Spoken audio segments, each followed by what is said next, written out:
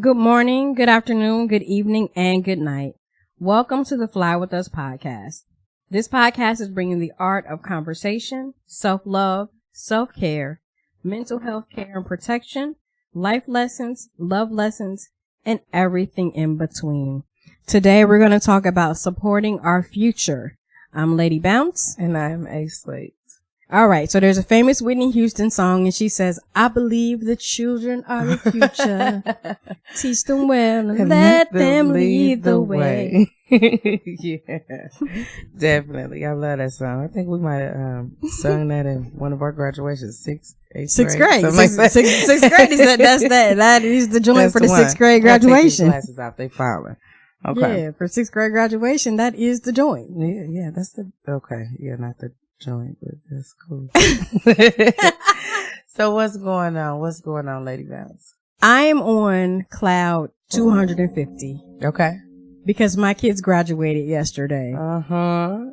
And I had to I typically don't brag, but I had to do some bragging on Facebook for a lot of reasons. I had lots of kids on my caseload, every year, but 6 out of my 7 seniors on my caseload graduated yesterday. Sweet.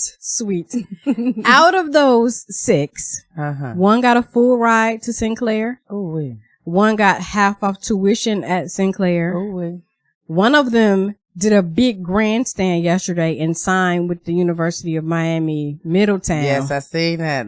With that, I'm going to Miami. He's such a ham. Woo, woo. Right. So, and then the other 2 have plans to join the military. Very proud of him. And one was already enlisted, right? Yes. One student wasn't there because he's already been deployed. Mm-hmm. So we're going to have to, his mom was there and she's going to receive his diploma. And I thought she was going to come on stage to get his diploma, but she was like, no, I don't want to. Just say his name and I'll be happy with that. But I was like, no, you need to come get that. When kids graduate from high school, it's not for them. Mm-hmm. Your graduation, that's for your mama. Mm-hmm. That's for Mama and Neil. For everybody my kids chose not to march. For every person who's had your back, taking you to school, bought your school supplies, fussed at you when your grades got low, your graduation and your marching is for them. Mm-hmm. Yeah, you get the piece of paper because you worked for it. Yeah. But don't get it twisted. That marching, that's all for the people that is a moment for who got us you to celebrate. There. Yeah. Absolutely. And of course, my baby, my son's son, did graduate yesterday. He was released on Monday. Yes.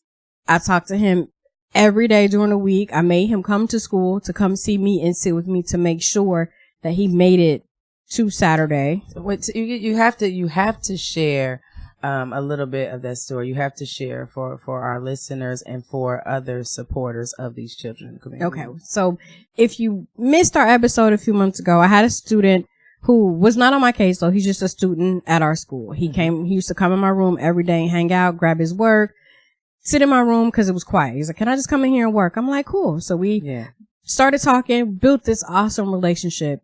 In October, something very unfortunate happened to him. He was arrested on an outstanding warrant from juvenile court. Mm-hmm. So he went through the court system. I was there every court day except for one because I was sick. Sorry. But I was there. I went to tutor him. I got in touch with the people at the school to say, hey, he is our student. What can we do to partner with you to make sure that he keeps up on his studies? Mm-hmm. And the lady said, I'm so glad you contacted us because we had him listed as a student of another high school. We had no idea he went to your school. And I said, no, he's ours. Yeah. And so then the partnership began where I was emailing them back and forth and they were like, okay, well, he needs this and he needs that. And they used the same Play-Doh. It's called Play-Doh, but it's their online classes. So they use the same program. So I gave them his login info so he was able to keep up on his classes. When he struggled, I went to tutor him 3 days a week, every week. Till, until the end. But he was persistent and he continued to do the work. And then what happened yesterday? Yesterday he graduated. And then what else did he do? This is the part that was beautiful to me. He made a Facebook post. Yes. With the side-by-side picture of his news story with his mugshot. And then a picture of him in his cap and gown and said, I was on my way to prison and now I'm on my way to college. So he had his news story and then Yes. his new story. Yes. I love it. I love it. It was, yeah, it was so exciting to see now. And I was very happy, don't get me wrong, to see my other kids graduate. Yeah, absolutely. And to walk. But for him, absolutely, it did me in when I did the welcome and I was rolling. I'm reading my little card. I rehearsed it. I got everything going. As soon as I looked up and saw his face and saw him cheesing back at me, I like lost it. And I'm like, wow. And humble brag, but he was sitting in that seat because of what I did for him. And he was sitting in that seat because of him willing to do it. Yeah, he was willing to do the work. And sometimes that's all that these our children. I'm going to say our children because these are all our babies. Absolutely. Sometimes that's all they need is to know that somebody is there to walk with them. Shout out Penda James. Girl, walk with me. But yeah, they just need to know that they have that support. If I stumble and fall, is somebody there to, kind of help me through this or Absolutely. walk, to make sure I don't fall. Absolutely. And you did that. I had his back. Like 1,000%. And even when my coworkers were, well, why are you doing this? And is he a special ed student? And if he's not, then why do you care? And I said, why don't you? No, and he was determined. Imagine if he was still like, whether you stepped in or not, and he wanted to do that work. If nobody had stepped up and said anything, apparently he's proven that he wanted to do that, that he wanted to graduate, that he wanted to continue his education. But if you wouldn't have said anything, he would have been just washed aside. Absolutely. Period. Because he wouldn't have had that opportunity because they didn't even think that he was a student of. They would have just and he would have definitely fell through the cracks. And of course, falling through the cracks would have been easy for him because it's a pattern that he was already used to. Yeah, this is something we see a lot. Like I mean, these are things I personally I was a student that was failed by the system. I went to Dayton public schools and then troubled youth. I was a troubled youth. Come through, Grandma Emma, with the youth. I was a troubled youth, and I had to go move with my auntie and live in Trotwood and do some schooling there. But when I came back, they put me back where I should have been a junior. They wanted me to be a freshman, retake proficiency tests. My mother did the best that she could at the time, but she didn't push for me. And I was like, I'm not about to do that all over. Right. Brilliant. I brag on myself. I was a brilliant student. I was in gifted classes and things like that. And then you want me to go redo this again. Most people would say, sure, do it. You're smart enough. But no, I didn't feel like I had to. You were smart enough to say no. Yeah. And then the fact that I didn't feel like nobody was pushing for me. Hey, this is too hard for me. I quit. Right.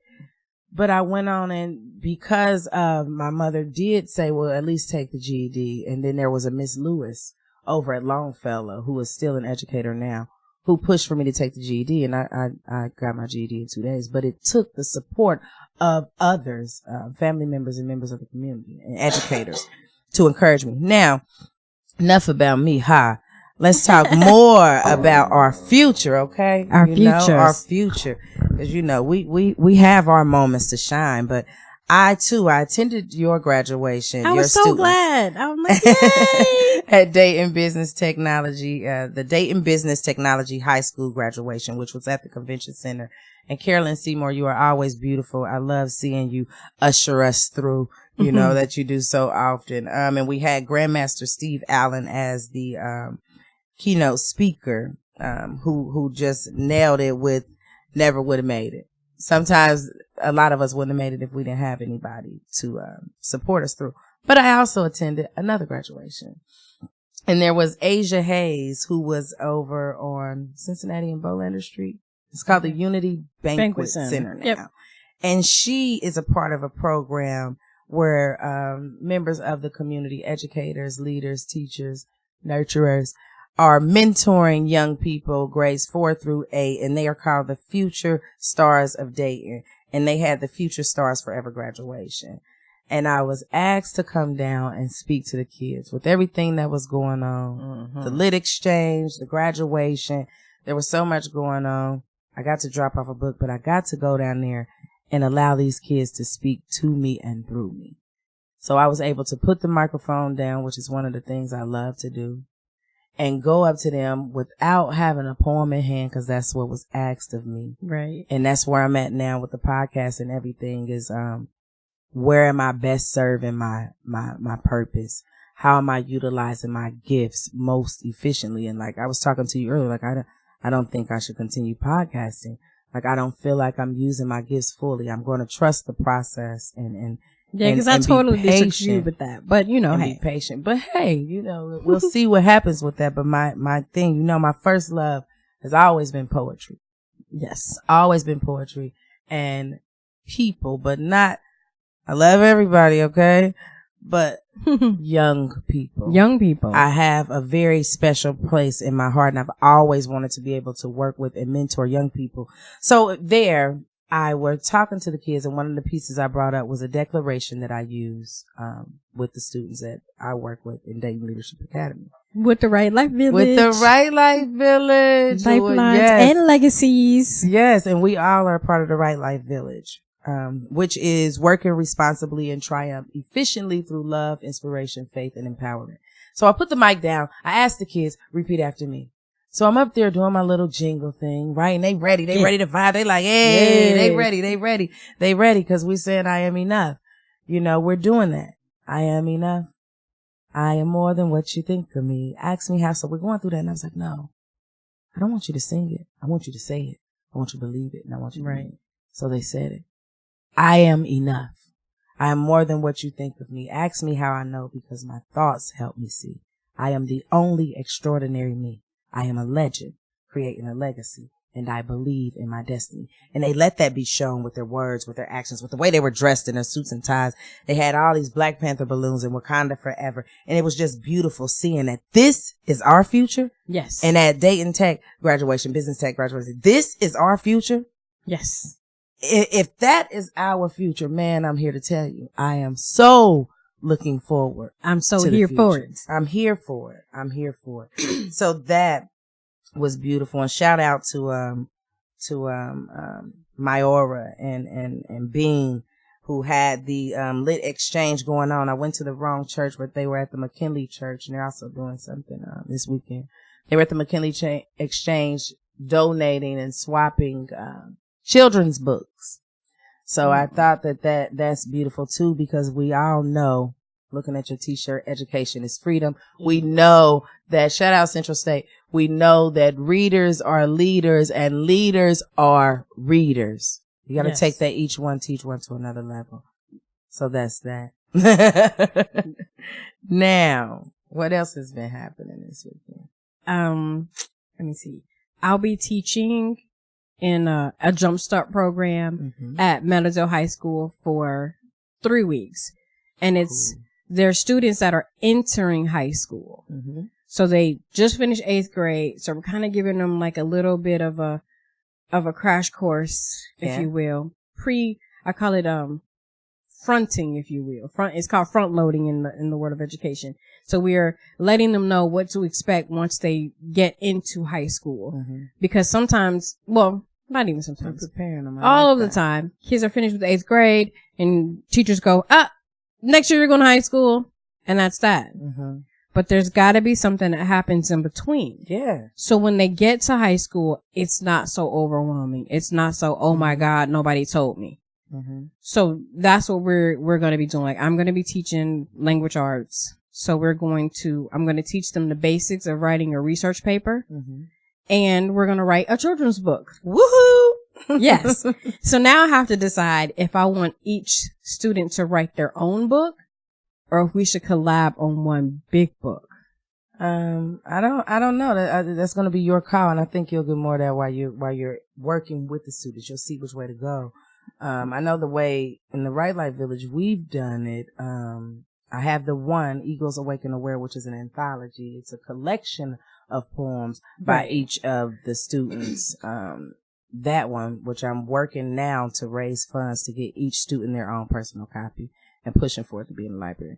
And then we have another poem that has turned into one collective children's poem, which is Magic Supernatural Powers. So it really depends, but we will have a collection of 4 books total with over 90 over 62 kids work, but one group gets 2 books because they participated for 2 books. Wow. But it's up to you. And that's where I am right now. And that's the thing. There's only 37 kids and they're broken up into groups of 5. Mm-hmm. So I'll have 5 periods a day with 5 kids in each period. That's good because you get to go one-on-one. Right. So we go closer to it. Oh, absolutely. Like, and they ask me like, well, do you need a chair? And I'm like, I just need a student chair, like the same chair they sit in. Yeah. Like, no, don't you want I tend this to sit chair? In circles sometimes. Don't you want this? I'm like, no, I want to sit at the table with them and we work on this thing together. Like, it's supposed to be fun. It's not supposed to be school. Yeah. It is definitely not supposed to be school. And shout out to Shola Odumare. Shout out Shola, who said, I don't want it to be like school. I want you to have fun with the kids. And I'm like, wait, you want me to have fun? Like, you're giving me permission to have fun with them. And she said, absolutely. So there's language arts, there's a life skills class, there's a science class, there's a Spanish class, and a math class. And the science class, he's already said, we're just doing science experiments. And I'm going to walk them through the scientific process because they are required in freshman year to do a science project. So he's like, if I can walk them through that process, it will make their science projects easier when they get there. But he's like, we're doing experiments. He was like, we're going to play with slime. We're going to dissect the frog. And I was like, wait, y'all dissecting frogs in the summer? Yeah. He said, yeah, he said, we're doing all that. Maybe I can get Mr. C to come visit. Mr. C is pretty good too. Yes. Pretty dope. Shout out Mr. C. Shout out Mr. C. See, this is one of the things in the Right Life Village. I'm going to shout out Kristen Matthews. I'm going to shout out Miss Mills at Dayton Leadership Academies for really, really pushing for those students to be as creative and free with their creativity as they can be in the SEEP program. We're down there now from the 3rd until the 20th of this month for their summer program. And one of the things I do without having the formal background of a teacher, I can only be me. I can only do what I can do. My thing is creating, and my first love again is poetry. So the last week we experimented with popsicles. How about that? And because I do a thing called poetry pops. Right. But we do poetry pops. We had Sierra Leone come in and do a demonstration before they had a beautiful poems that they created. Some of the kids that didn't even speak all year. The whole time I've seen it, they had very little to say, just rushed out on paper because they had a different way to express themselves, and it was opened up to them in another way where they could understand and be free without thinking, oh, I'm going to get an ARF. Right. Or, oh, I'm going to get in trouble if I say it this way. Or, oh, this is not written the right way. That's not what I want them to do. I want them to just be creative and be free. So they even got their wings, last Thursday. They got feathers. So you and your feathers. Yeah. Speaking of feathers, you did find your feather. Ooh, I found my feather. Yes. And I have my feather, and I'm working to preserve my feather. And shout out Most High God. That's my feather, and I'm keeping my feather. And that's all I'm going to say about my blessed feather. I like it. Yeah, my blessed feather. So yeah, that's that. But yeah, where I have to just keep saying that my thing right now is really poetry. These kids, making sure that they get the opportunity to shine, making sure that they know that their words have power, their contribution to our future, to our now is very important to me. And I can't wait. And I'm hoping that some of our listeners are listening. I can't wait until I am in a position, which will be very soon, to supply these students with their own books and share their works and rights with the world, because they are definitely working responsibly in triumph, as your student show, in triumph, efficiently through love, inspiration, faith, and empowerment. I mean, I'm just excited. I'm excited for you. I'm just like listening to you talk about it and seeing your face light up. It's like, I'm that's excited. That's it. You know, like if anybody, like if I go to my regular 9 to 5 every day, that's one thing. I love being there for them and being compassionate and cleaning. I love that. I love podcasting. I love sitting here talking with you. I love that. But my heart, my love, my place is in the Right Life Village with these children, with poetry, with the pen and pencils and feathers and beads and all that. So that's where I'm at. That's where I'm at on that. So, we'll see what happens. We'll see what happens with that part. But right now, let's continue flying, cause this is part of first loving yourself. You gotta be honest with where you are. But we gotta do some more talking about our future. So we did have some unfortunate, things that we saw. We lost, one of the members of our community, one of our creative members of our community, Mike Lansky, or Michael Hall, as some know us, Mr. Silas Mevins, or Brandon Stargell, as some know, brother Jonte Tinsley. I say brother because I know his mother, and we grew up in the family, in the community.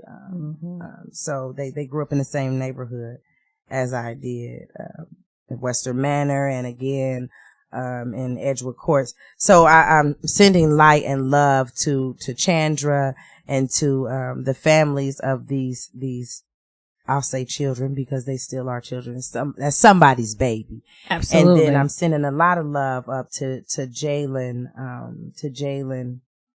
Nunu and Treva. I'm sending love out to y'all because she's still fighting. So we have to still, be mindful of what is happening while it's happening. And we have to think, what do we do next?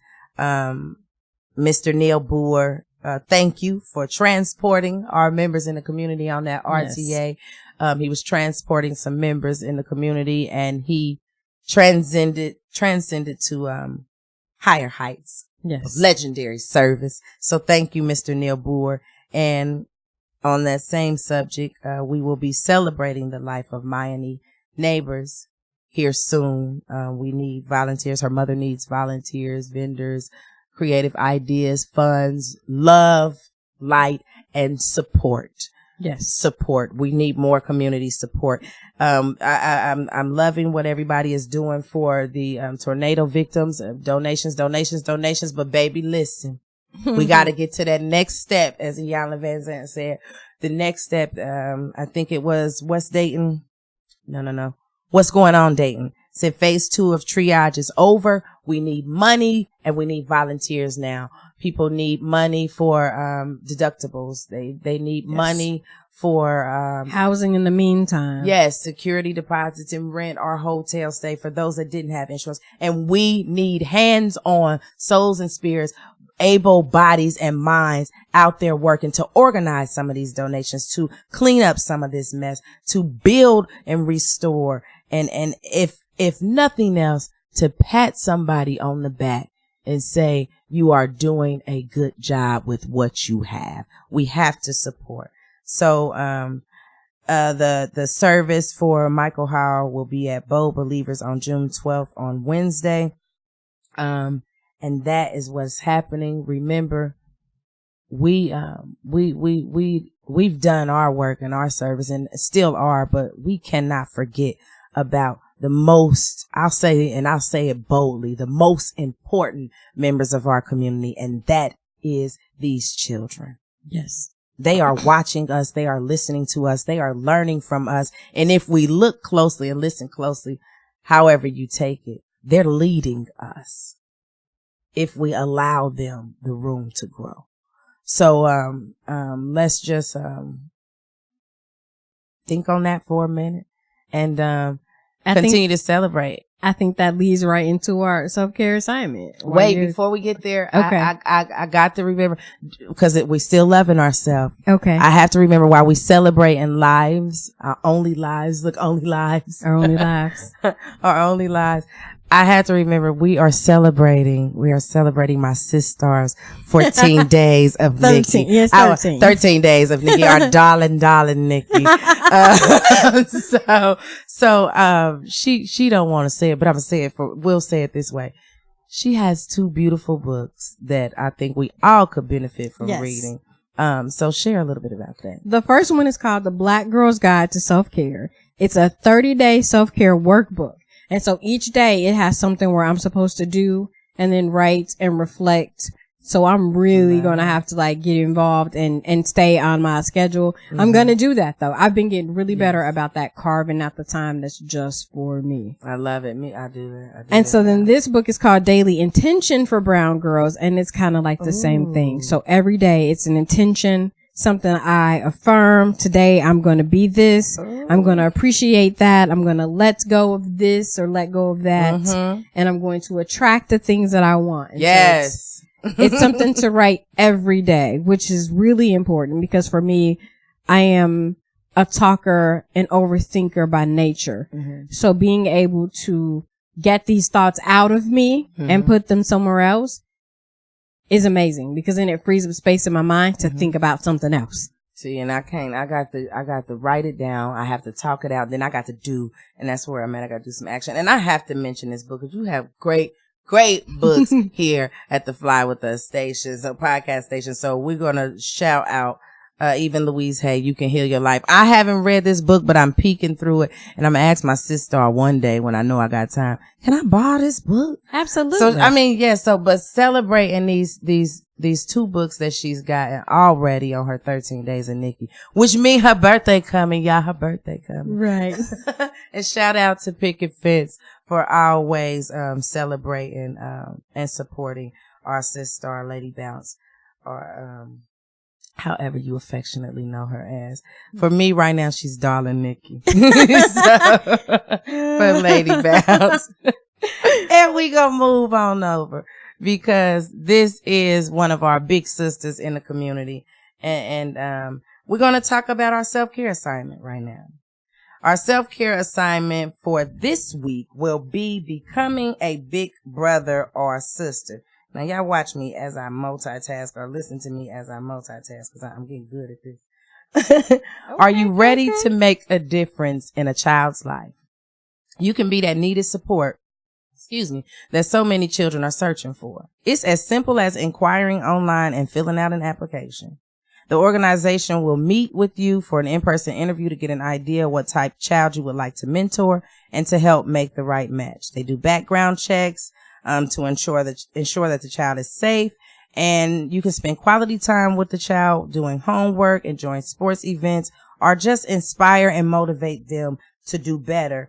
I am a member of a couple of mentor groups, but one in particular is Wise in Trotwood, and she has a wonderful tutoring service there, and they encourage the kids, inspire them, and get them going further towards their future. But another community organization that I'd like to support is West Dayton Strong.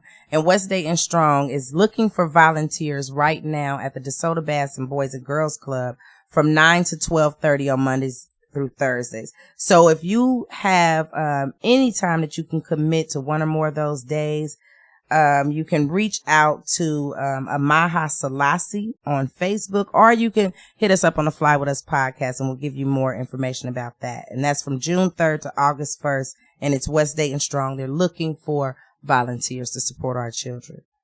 All right. So with that being said, we're going to run right into our mindfulness minute so we can kind of stay on time with our podcast.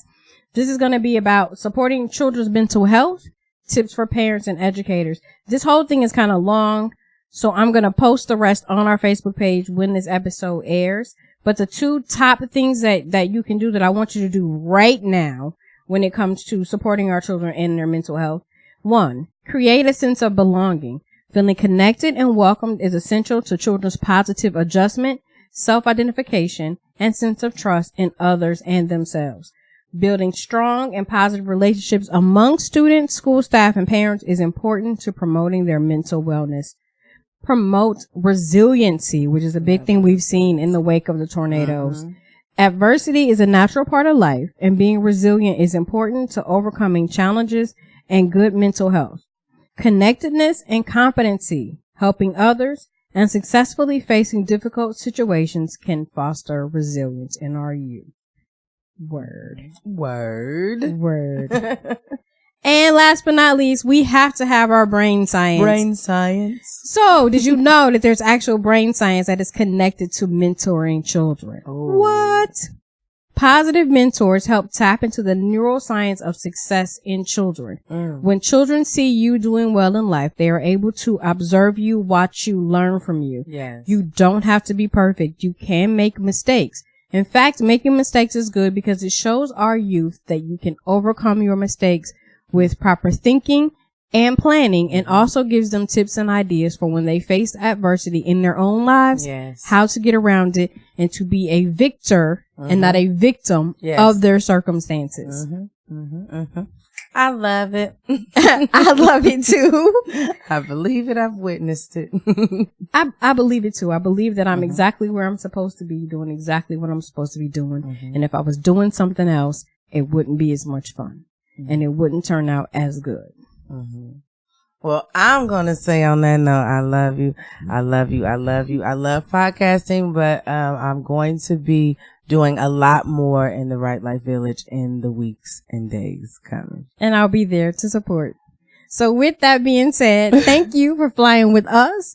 You can catch us on SoundCloud, Facebook, YouTube, Instagram, and Twitter. Uh-huh. And thank you for the feedback we received about people who are actively doing the self-care assignments every day. We seem to be getting a lot more feedback from our Instagram posts of people saying, I did this, I like this. Yes. So that's amazing. Keep it up. Be sure to email us at flywithusla@gmail.com. I'm Lady Bounce. And I am A Slate. Peace. Peace. You didn't even